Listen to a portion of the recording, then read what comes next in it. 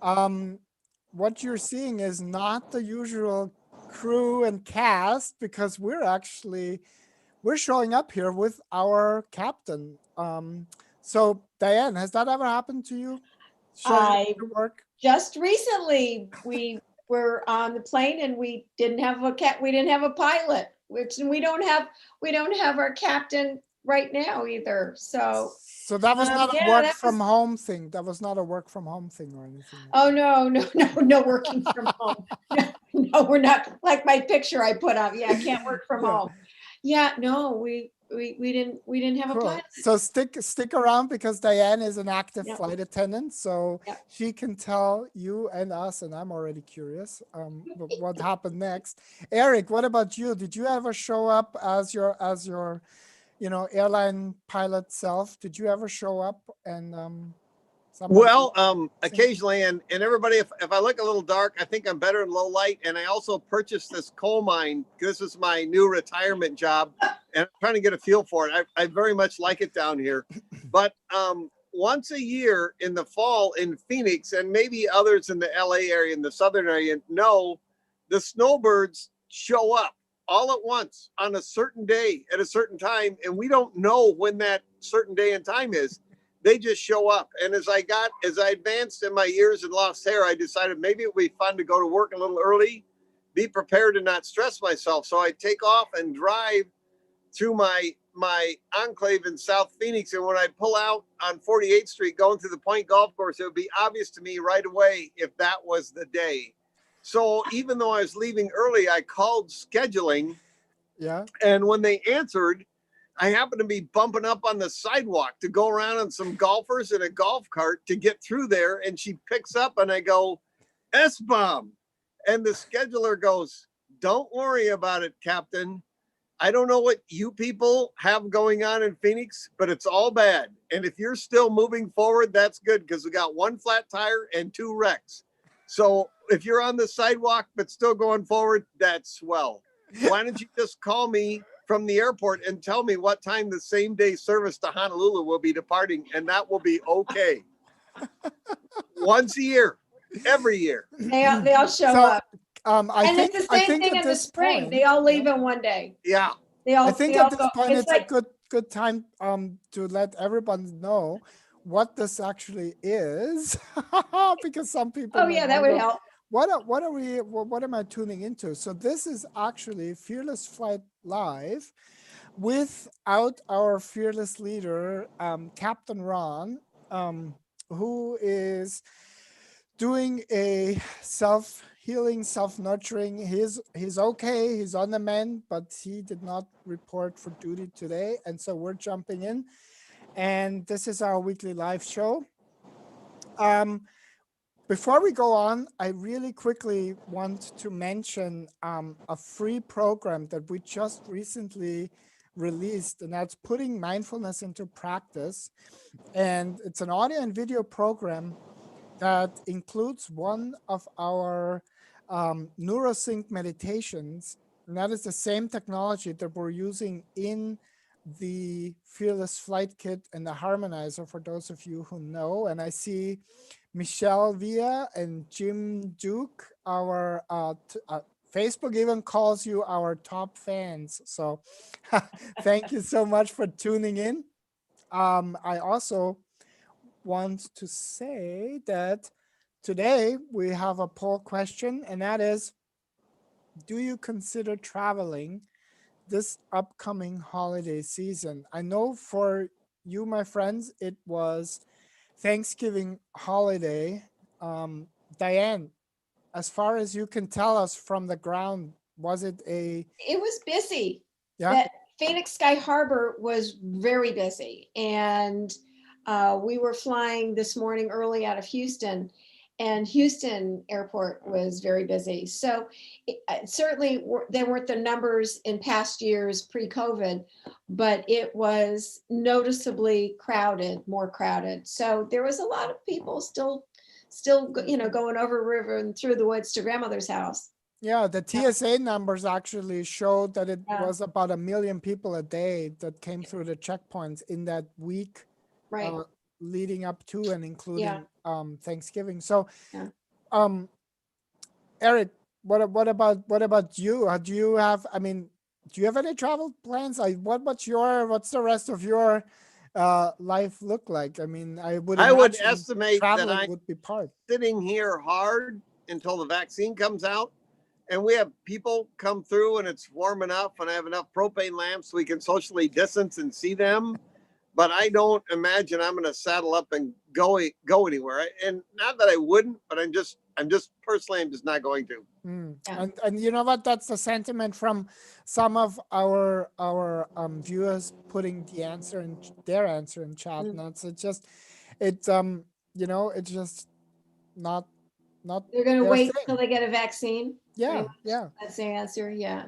And Jim mentioned a good point, nowhere to go, and that is so true. Right. And that leads us, and I'm gonna say, bear with me, guys. That leads us into the rest of our show because one, I want to highlight our Birds of a Feather Facebook group, and two, in our Aviation News Roundup, we're going to speak specifically about how the airline industry, and that's one of the things why I'm so nerdy about this, is they're spearheading collaboration and innovation in their collective goal to come up with both something that makes us, the passengers, feel safe, but also satisfies the requirements of this jungle of red tape and patchwork that that has to be navigated, right, to come up with a unified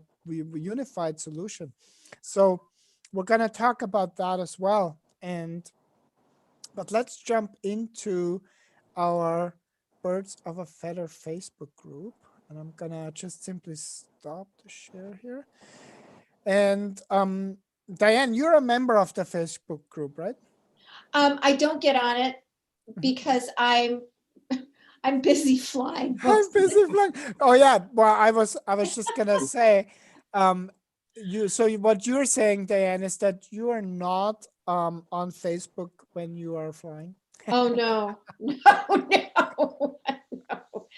no. I'm and usually, the reason why I say this, I'm gonna be honest. This was my lead in, because I noticed on another group, and I'm just here sharing our Birds of a Feather Facebook group. I noticed on another forum a person that was quite distressed on their flight. Simply said, well, the flight attendant was on their Twitter feed or something like that. And because they were very already kind of on edge, right? Their anxiety was pretty up. Yeah. It kind of like spawned this whole kind of not very positive feeling conversation. And not attentive. The flight attendants were not attentive. Right. And passengers. So I want to highlight something, and I want to highlight Katie's post here. And she has, she's a new member, so congratulations and thank you for joining.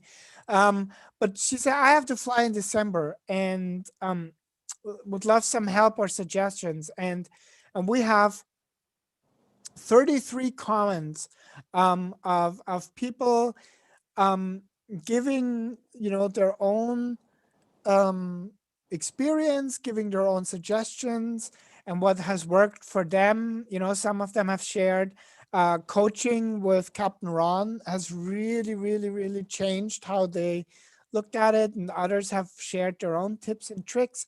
And it's just really exciting and inspiring to see that kind of back and forth going on.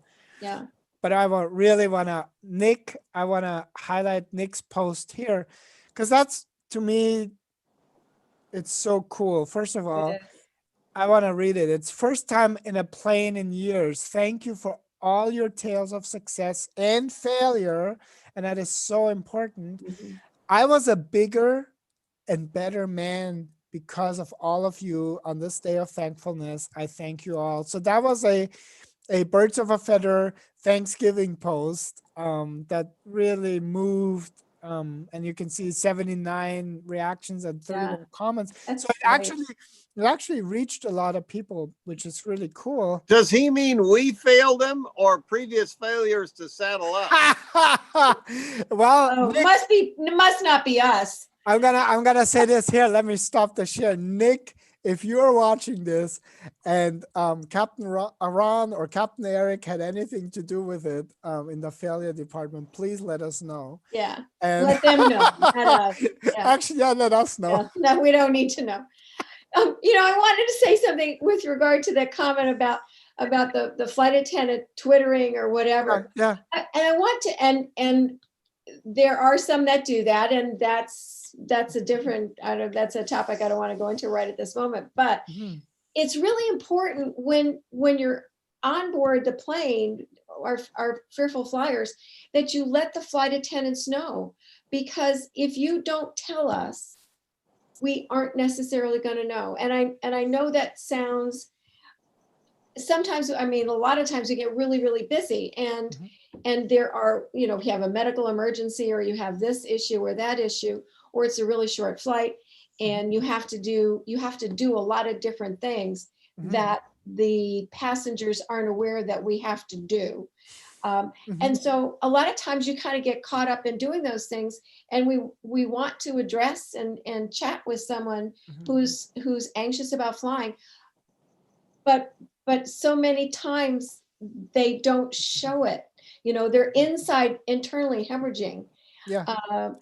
So if you let us know, then maybe they're less likely to be on their phone. And that's a really good point, Diane, because I am, you know, I'm going to say to you, as somebody who sometimes tests these things, right? I'm somebody who sometimes would say something to even somebody like a flight attendant and say, hey, I'm not really feeling safe here. Can you help me? And I'm going to tell you, it has always been a positive reaction to that, because here's why I do it, because I can in good conscience sit here, watch, you know, and say to you, somebody who's afraid to fly, hey, you can do this. Yeah. Absolutely, you can do this. But so often we transfer or project onto the other person, and we're here to kind of help you with that, because that does not help anybody, right? And the truth is, whether that was for work or pleasure, we don't know. And I love the English language, since it's not my native language. And the word assume, if you cut it up into its little pieces, has always fascinated me. It is a good one. And I see you shaking your head, Eric. Oh yeah, it's a good one. You know, and the flight attendants, we want to be useful. I mean, so often one of the big jokes that we have amongst all of us is sometimes we just don't even know why we bother giving announcements, because the only people that are listening are the service animals, the dogs, you know, and a couple little kids. That's about it. And everybody else is on their phone. They all have headphones on. No one's listening to a thing we say. And then later on, when we say, I'm sorry, but you have to raise your tray table or something, they say, well, I didn't know about that. Well, no, of course you didn't, because you weren't paying any attention. So if someone says something to us, like, I'm a little anxious, oh my gosh, that shows that you are interested in what we have to say. So and that makes your job sometimes more meaningful too. It does. All the time. The ones that stick out of my head are before I met all of you guys. And now that I'm very, very aware of it, but in my misspent youth, when I had hair and a higher guts to brains ratio, and I'd be flying charter or that sort of thing, and a couple of people would say something to me, it would take me aback. And you know, I can remember my last trip, but I can't remember anything the year prior. But I remember this in Arkansas thousands of years ago, when I was flying a federal district judge he was so nervous getting on the airplane. And finally I talked to him enough. He thought it was great. And he would sit in the front seat with me so he could watch stuff and hold the instrument approach plates. And I remember one night, and the judge goes, this is great. I've been checking the weather everywhere. And I go, Judge, this is not exactly great. See how the birds are walking? They're not flying. He goes, let's go anyway. It'll be fun. He said, how much fuel do you have? And I said, since both of us are kind of skinny, I have 6 hours. He goes, perfect. Let's go. Which we did. But I mean, he flipped from one side from fear to far more fearless than I was. And this is so much fun, because this example of the judge, and I'm just gonna coin it from now on, just tell it to the judge, because anxiety and excitement are exactly using the same pathways in our brain, right? So neurologically, this is really exciting for me. Cool. Yeah. And so therefore we are so super sensitive to the switch, right? And Ron is often teaching E plus R equals O. And we go like, yeah, but, and then we don't realize that the next O is already our E coming up. You know, it's kind of like a rolling process. It's a continuum rather than an isolated event. I needed you back then. I went, where did we go from the fear stage to the extreme sports phase? We went right through the fixed phase, and now he's crazy. Yeah. Perfect. You know what? So, and speaking of how we get there to crazy, or I would like to call it mindful. I was mentioning before that we had this Putting Mindfulness into Practice 101. It's our free audio and video program. And here's something fun. So you can get it by just going to the link that we're going to have in the description. But we started collecting some data from folks who are interested. And if you put your name and email in and answer those questions, or just basically check all that apply for you, we can get a better sense of what really people are into. And so you guys are experts in the sense of dealing with the flying public, and you have the unfair advantage of hanging out with Ron and me. And so I'm curious, what percentage do you think, like, what is the number one pick out of takeoff and turbulence, flying over water or long flights, claustrophobia, and anticipatory anxiety? What do you think is like the top pick of all the people that have so far accessed our free program here? I'm going with takeoff turbulence. Yeah, me too. I see people sitting in the gate area when we all walk through the gate area to go down the jet bridge. And whether or not it's all fake, they all look very cool, calm, and collected. And they're sitting there with their phones or their cup of coffee, and they look very composed. Then they get on the plane, and if it's a husband and wife and they're on 2 aisle seats, they're holding hands across the aisle, because that's getting to them, you know, the notion of the takeoff. And particularly if it's nice, kind of not a max power, but kind of a nice full power takeoff, their eyes get real big. So and the same thing with the turbulence. We had a couple bounces, pretty good bounces on a couple different my legs this last trip. And you can see they kind of tighten up their seatbelts, and so I'm going with that. Okay, cool. So I'm gonna tell you that are we wrong? Well, here's the absolute honest answer. The honest answer is that if we had the situation as it were in an election, then it would be too close to count. Okay. So we would have to have a recount in a sense. All right. In the sense that takeoff and turbulence were the number one, but really by just 0.9 of a percentage point of anticipatory anxiety. Yeah. Wow. And to be honest with you, I had my money on anticipatory anxiety. Oh. And that is just professional bias. Right. I'm stunned it was so close. I thought takeoff turbulence was a no-brainer. Yeah. It used to be the number one, and then we had definitely flying over water, which really we segment in the way we speak at Fearless Flight. We segment it really not so much in over water, but just long flights. Long flights. Because Yeah. ultimately, what are you scared of when you fly over water? Most people are scared of landing. Where do you land, right? What do you do when you lose an engine? You know, the kind of like, I'm gonna say the nuts and bolts kind of stuff. Or lack But thereof. really, truly, it's about a long flight, right? Yeah. Because Yeah. flying across Lake, I don't know, Lake Michigan is not Mhm. usually coming up as an issue. So so we have this program, and I just thought, you know, what better time to ask that question? And I just want to say that we have a meditation in there that Eric will know everything about it, and that is in our flagship product, the one that Ron has got. Ron has helped people with less than 8 hours to get on a flight, you know, from basically puddle on the floor, crying, screaming, to actually going on a plane, flying halfway across the world. So that thing is the Fearless Flight Kit, and we're actually in the process of updating.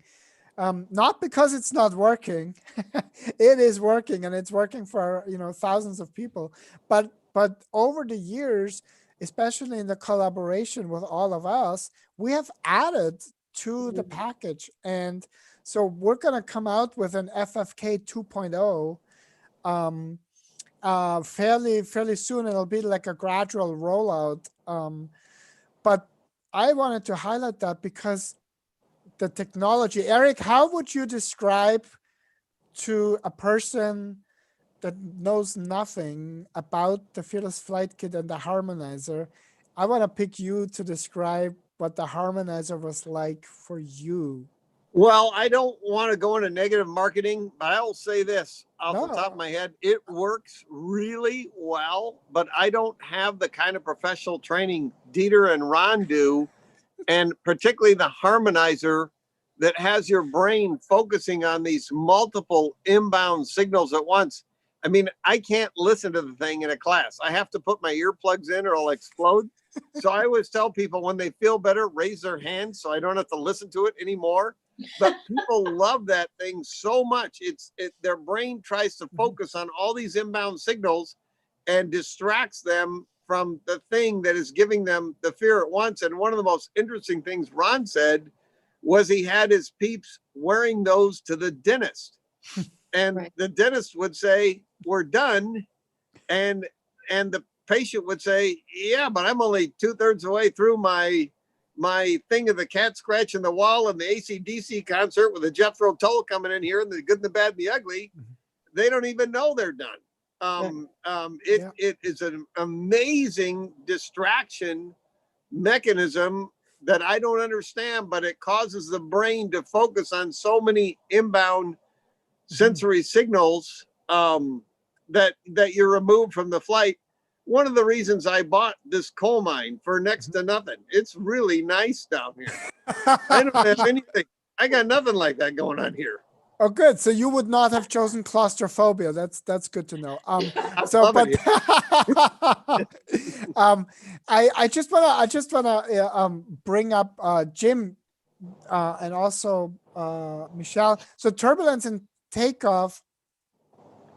For Jim, it was turbulence and takeoff, and I just quickly, Jim, I just want to share that story real quick, and that is Jim Duke and I met during the class at Air Hollywood in 2018. So, gosh, long time ago. And so he sat next to me on the flight from Burbank. I think we went to Vegas. Correct me if I'm wrong, Jim. That's fine.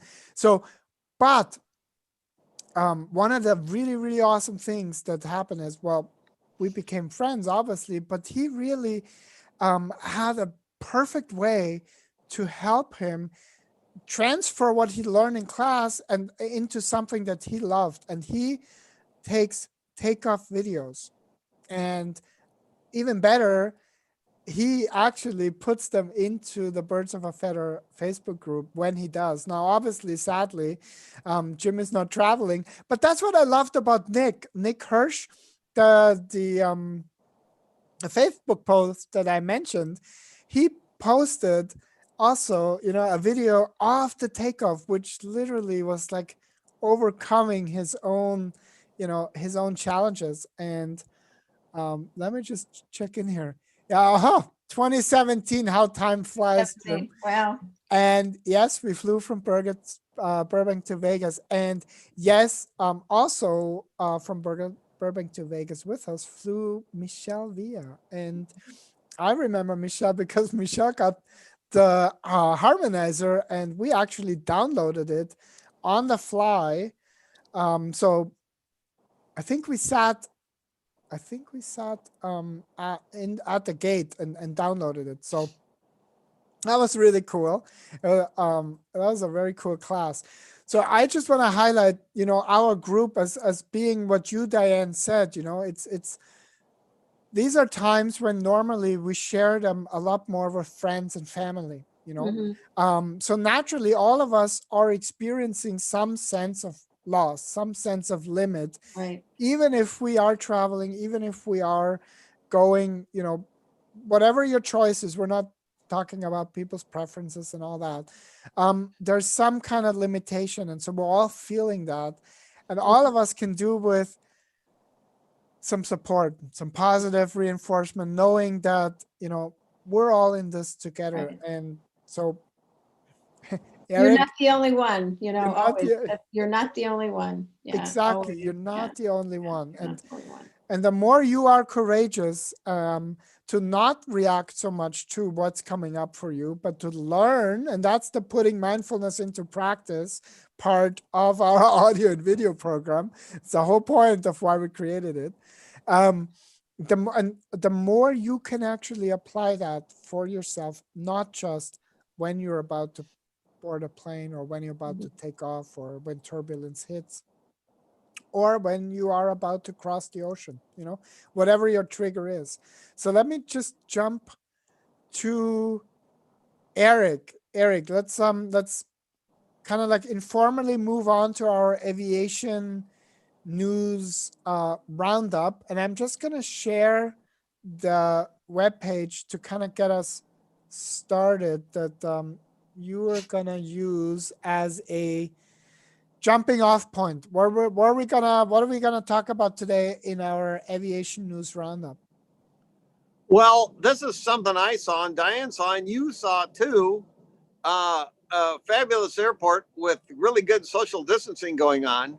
But the airlines are quickly adapting to what the new reality will be if they want to start international air travel. And the one I saw today was a program called Common Pass, one word, Common Pass, that Lufthansa, Virgin, and JetBlue have adopted all amongst themselves so that people can upload their health records, their CV-19 stuff, their vaccination, their whole schedule into the phone so they can show it to reservations, to gates, to customs, outbound and inbound, to make the travel seamless into foreign countries. And hopefully there won't be a new program for every country so that we'll adopt worldwide some kind of standard.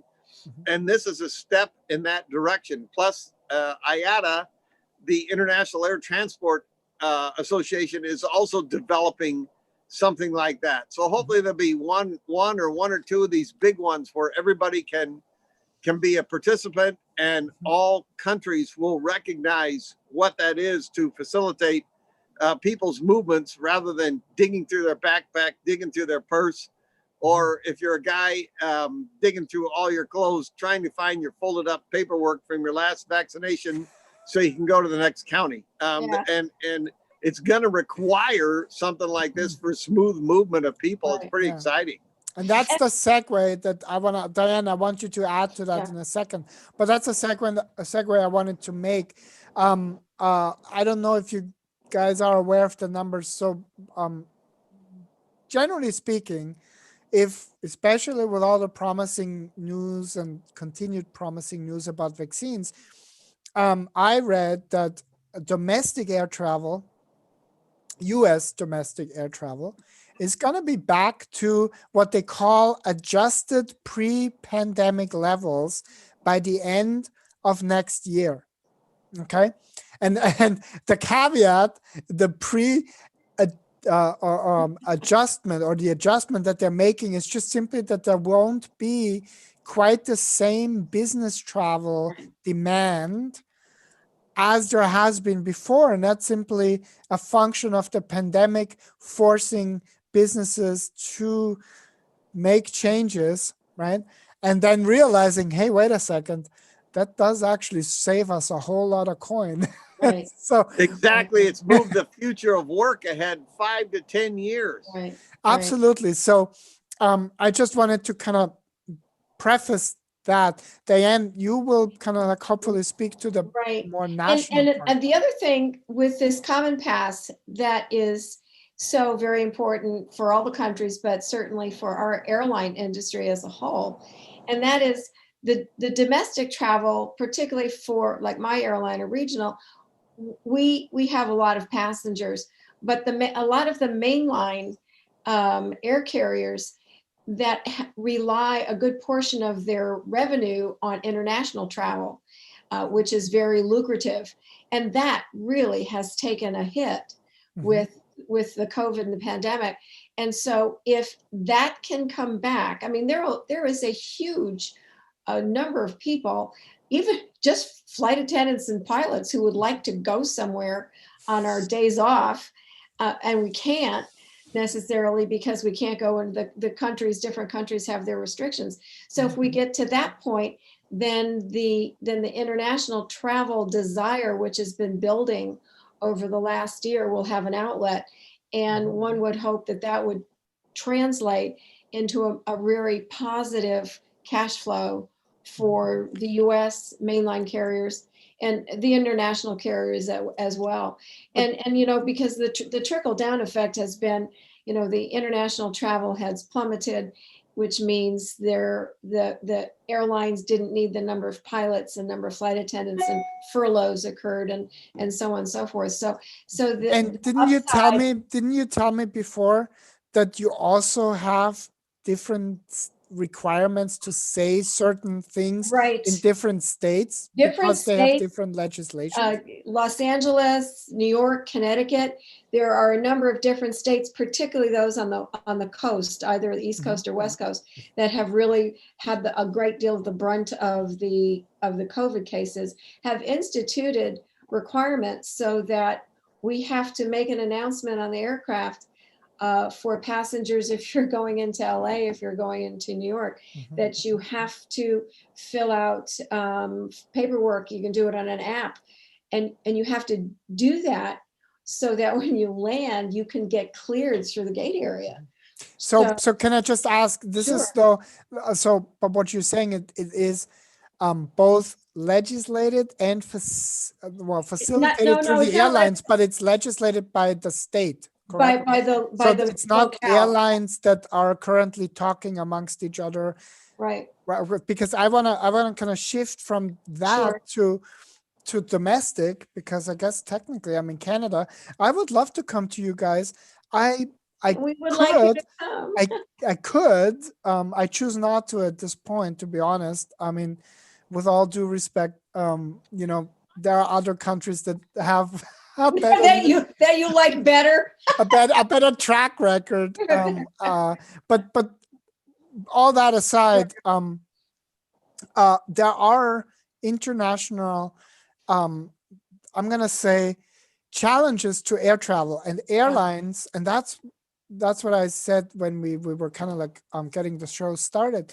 Airlines are once again kind of like at the spearhead, at the very point of collaboration and innovation, because they are literally what connects international business, international travel for not just leisure, but actually, you know, keeping Yeah. the world going, so to speak. Right. So it is in their own best interest to work with partners in different countries. So what does that look like right now? Well, right now we know Australia, they have already implemented the fact that you cannot go into the country without a negative COVID test. Okay. I want to just highlight, and I'm not even going to share it because I'm going to share the link. By the way, I just started glowing. And that is, and the reason for that is because I actually have a, you know, news relative to Canada, but it will come, I'm sure, to many, many, many other countries. And that is the government of Canada has actually created a travel app.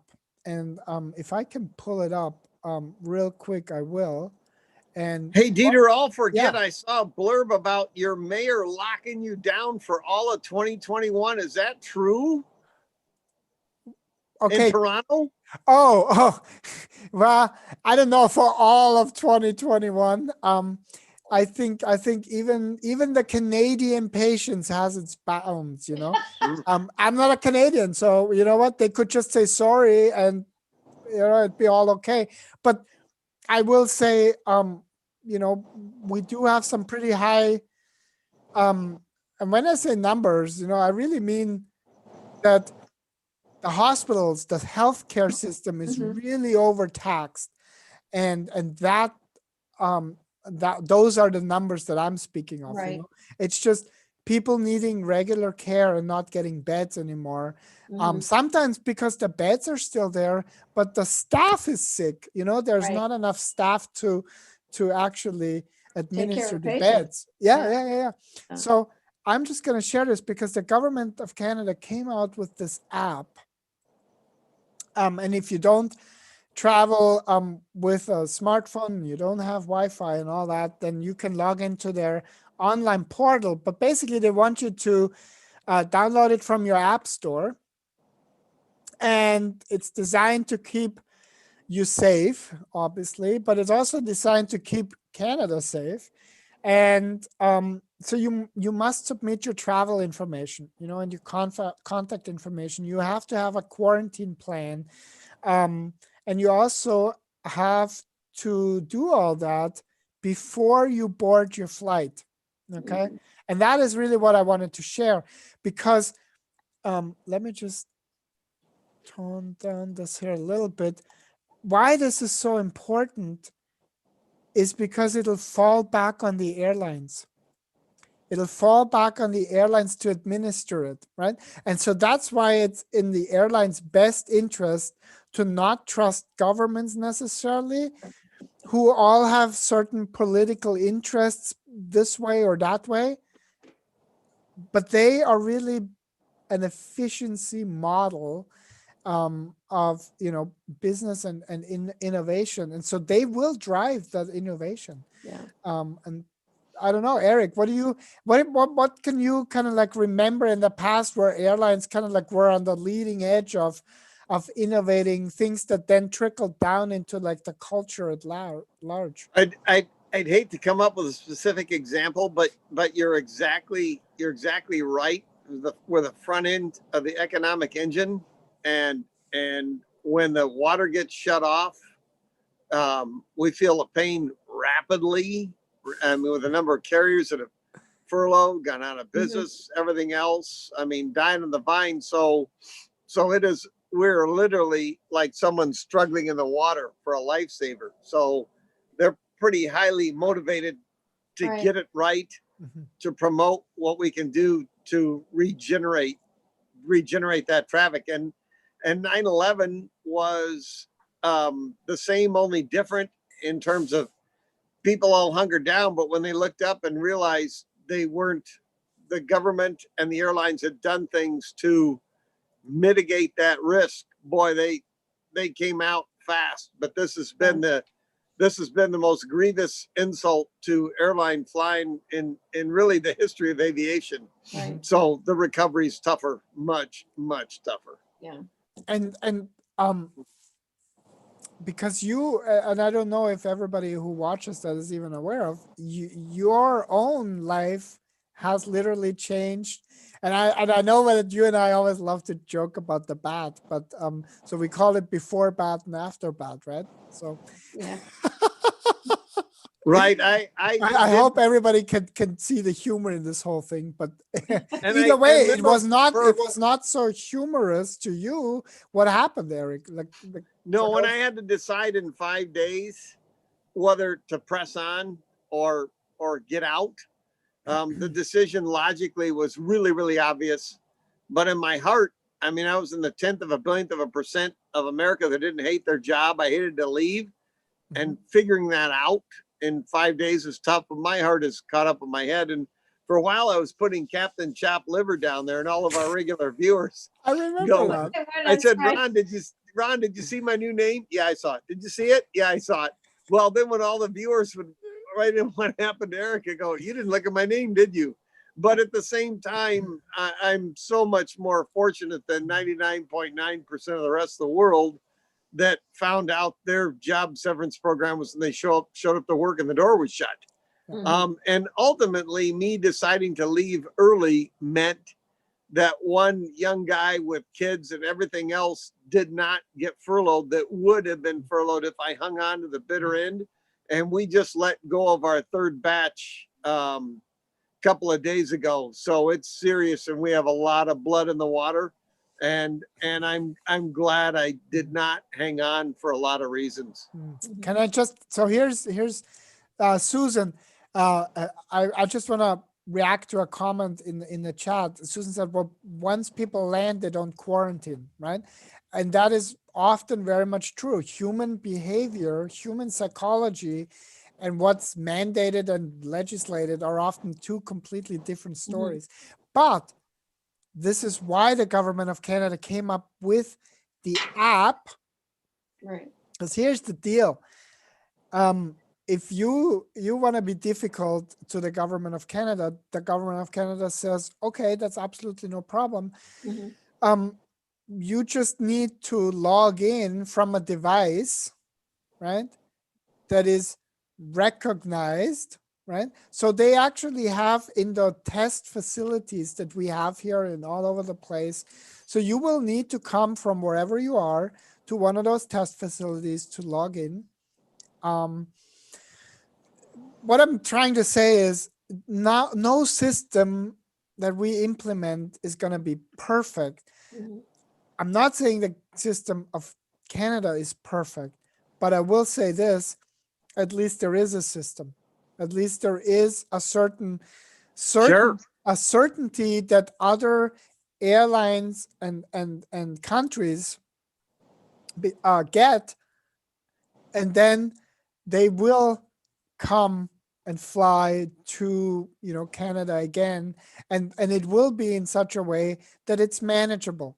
Because I don't know about you guys, I have no idea about how big the tourism industry is to the US, but I can tell you that it is a massive GDP percentage point in Austria. And so I have relatives who have COVID, and so I'm living that from afar, what that's like in a completely different country, in a completely different, culture. And all I can say, I'm really blessed that I get to see all the contrast, the contrast of our neighbors to the south, that's you guys, from other countries. And nobody is doing like the perfect job, but those countries that are willing to keep an open mind and willing to kind of question their own approach every once in a while, they generally do better. Would you say, or would you? Exactly. Everybody's on the right track. And when we get uniformity of some kind, we'll succeed. But throwing it all out there, throwing it up like pasta to see what sticks, absolutely. See who has the best system, you bet. Yeah, and I of course, I think the bottom line is when we get a vaccine that's effective, that more than anything will change the thinking. It'll be a psychological Mhm. Oh, yeah. Yeah, irrespective of the physical aspects. When Yeah. people have more confidence, then Mhm. their willingness to venture out is going to go up, and the trickle down is then they will, I've had time off and I can fly for free, and I Yeah. don't because there's nowhere to go. Yeah. And the places I would go, no one wants me. And I wanna, Susan, sorry, Diane, but That's okay. that's what I love about the live show, because we do have you guys come and bring yourself in, and that's Yeah. what we really want. We want more of that, to be honest with you. So Susan, I agree that the challenge in managing all of that is that from an American cultural perspective, it'll be really difficult to Right. manage the privacy and the sensitivity of the data, right? Right. That's a huge challenge in Europe too. And to be Mhm. honest, I cannot think of a single, maybe North Korea, but I Mhm. can't think of a single country where your data privacy, is not at the very least a concern, Mhm. knowing. Still pretty big carrot out there. You either want to go to East Overshoe or you don't. Pick one. Yeah. I know, and I'm gonna bring back to something that I heard you say, Diane, and then it's really something that I've always felt, even when I, was traveling, in my younger years, and that is You still ultimately have younger years. is, Yeah, no yes, kidding. I still do, and I'm grateful for that. And so I will just say, ultimately, it's a company. An airline is a business, It's a business. and that business will make decisions. I'm going to say whatever the regulatory framework allows it to. Right. Okay. And based on that, it'll always have to manage its primary goal as a business, Right. which is revenue for the shareholders, right? Managing risk. And it's really its secondary goal, which is Right. the passenger operations to be as Sure. safe, and because they are together, you can't have one or the Right. other for a long Yeah. time. And we've just seen with the 737 Max how that is not a good idea to try and make deals be under the table, because this is definitely an industry sector where just two accidents can literally potentially Right. cost the legitimacy of the largest employer of American jobs, Right. Exactly. just like that. Just like that. Because there's innovation across the entire planet right now to come up with planes that will fit the innovation of travel in the next 10, 15, 20 years. Mhm. And And it's on that gigantic global scale, and it starts at the very personal level of passengers understanding, and probably most of them don't, what you said and what I said and what Eric said, that aviation is a business, and the airlines have the right to determine what their policies are.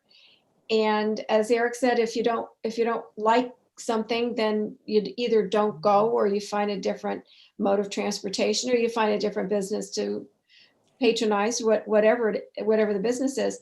But the airlines, knowing that they're the business and they can still set their own policies, also are huge revenue. They're huge corporations that have fingers everywhere across the planet. And it behooves them to keep people happy, to keep their employees happy, to keep their passengers, their customers happy. So it's more than an octopus. It's got tentacles everywhere. And and I just yeah. wanna say to that, you're absolutely right. But I will kind of like bring this back to, there is still human beings involved. Mhm. And one of those human beings is actually, I think now I can say it out loud, there's no more retribution from lower managers, but your former boss, Eric, right? Doug Parker, who is still the boss of American Airlines, he wrote such a succinct foreword to the book, How to Overcome Fear of Flying. And it was really kind of it was great to see that sort of acknowledgement from somebody who is at the absolute top, and because you really see that human part that's connected. Because I always laugh when I when I talk to pilots and they're like, "There's people who are afraid to fly. What the hell are you talking about?" Yeah. So that is not uncommon. So we gotta manage both perceptions, right? Yeah. It's He's true. he's a very smart guy, and besides being a very smart guy, he's very approachable and a good guy. Mm. And when we had our 3 marriages between us and US Air and American, and he would come to the training center and answer questions to the pilots and flight attendants. At first, some of the other companies, people were just like, they'd look up like that. None of the last 3 CEOs ever step foot in there, talking to people like that. So they thought that this was most unusual, that a unicorn that would answer their questions was running the company. Yeah. So yeah, he's besides being a very smart guy, he's very approachable as well. So, yeah. And Ron knows him personally. Yeah. We have actually a cool picture with him and Ron as well. So I just want to say thank you because I just looked at the time and I'm like, okay, it's 20 minutes. I wondered if you were going to look. 20 minutes after 10 here. So I think we were rolling pretty good. We're having a good time. It was great. I want to thank you. Right. I want to thank you both for coming on, for kind of bringing that. Let me just check in with the comments. Jim, I love that. That is going to be how I sign off. Keep the faith, everyone. We will all fly, or as the case may be, cruise again. So yeah. Jim, your words in the universe's ear, in God's ear, absolutely. And yeah. I'm so looking forward to connecting with all of you in person again. And we're getting so many requests about the Air Hollywood class. It's probably just boy, I miss that. Me too. You know what? Here's gonna be the Hail Mary for next year is gonna be September or October. Fingers crossed. 2021, and we'll all connect in LA at Air Hollywood. How is that? I'll come out of the mine for that. I'll take vacation if I'm still flying. Right on. If I find out there's bats in here, I'll come out of the mine earlier. Well, Eric, you let us know for tonight. We're going to sign off. Thanks so much for being part of our show. And we'll see you, and hopefully with Captain Ron again, who is okay, by the way, just throwing that out there. He just needed some R&R and taking care of his own body. And so we jumped in here and hopefully did him a good service.